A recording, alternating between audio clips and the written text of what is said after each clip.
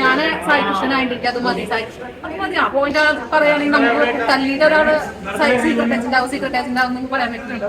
ഈ ബിഗ് ബോസിൽ ഇപ്പോ എതിരാളികൾ ഇല്ലാതായി മാറി തോന്നുന്നുണ്ടോ സായി അടക്കം വന്നതിന് ശേഷം?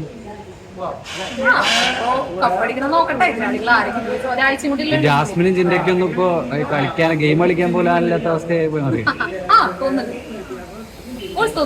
ചേട്ടൻ ഉണ്ടല്ലോ അവിടെ, അത് ചേട്ടാ അവിടെ അർജു ചേട്ടനുണ്ട്, സിജു ചേട്ടനുണ്ട്, പിന്നെ ആരുള്ള ഋഷി ചേട്ടനുണ്ട്, അഭിഷേക് ചേട്ടനുണ്ട്. അവർക്ക് കൂടിയിട്ട് ബിഗ് ബോസിന്റെ ഇപ്പത്തെ ഒരു ഗെയിം എങ്ങനെയുണ്ട്? ഗെയിം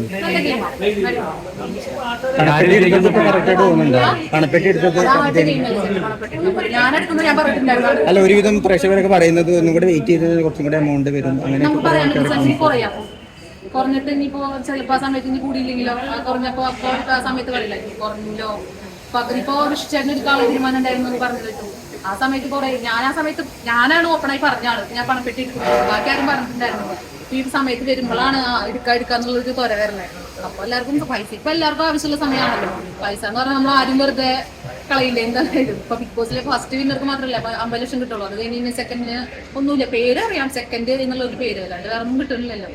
ഈ സായി പൈസക്ക് വേണ്ടിയിട്ടല്ല ഈ എമൗണ്ട് എടുത്തതെന്നാണ് പറയുന്നത്. സ്നേഹം അടക്കം അതാണ് അങ്ങനെ തോന്നുന്നുണ്ടോ? എനിക്കറിയില്ല സത്യത്തിൽ.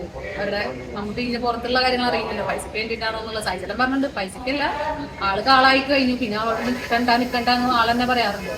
സീക്രട്ടൈസിന്റെ എല്ലാ സായികൃഷ്ണനായി കഴിഞ്ഞു. പിന്നെ നിങ്ങൾക്ക് കാര്യമില്ല, പണപ്പെട്ടി എടുക്കാന്ന് പറയുമ്പോൾ ഞാൻ പറയും എനിക്ക് പൈസക്ക് ആവശ്യമുണ്ട്, അപ്പൊ നിങ്ങൾ എടുക്കണ്ട, ഞാൻ എടുത്ത് പോവാന്ന് പറഞ്ഞു. പക്ഷെ ഞാൻ ആ ഒരാഴ്ച കൊണ്ട് പുറത്ത് പോയി, പിന്നെ ആളെടുത്തു. അതുകൊണ്ടാണ് ആളെടുത്തിട്ടുണ്ടാവും. അൻസിബേച്ചി പറഞ്ഞായിരുന്നു അതുപോലെ എടുക്കുന്നുള്ളത്. അൻസിബേച്ചി പോയി ഔട്ടായി. ഞാൻ പറഞ്ഞായിരുന്നു ഞാൻ ഔട്ടായിപ്പോ സായിച്ചേട്ട എടുത്തു. ആള് പറഞ്ഞ വാക്ക് വലിച്ചു. ഇടുക്കെടുക്കുന്ന ആദ്യമേ ഫസ്റ്റ് വീക്ക് വന്നപ്പോ എന്നെ പറയണ്ടായിരുന്നു ഞങ്ങളോട് ഞാൻ പണപ്പെട്ടി എടുക്കും. അപ്പൊ ഞാൻ പറഞ്ഞു പണപ്പെട്ടി എടുക്കും 50 രൂപ നല്ല എടുക്കുന്നു പറഞ്ഞു. ആൾക്ക് പൈസ കൊണ്ട് അല്ലെങ്കിൽ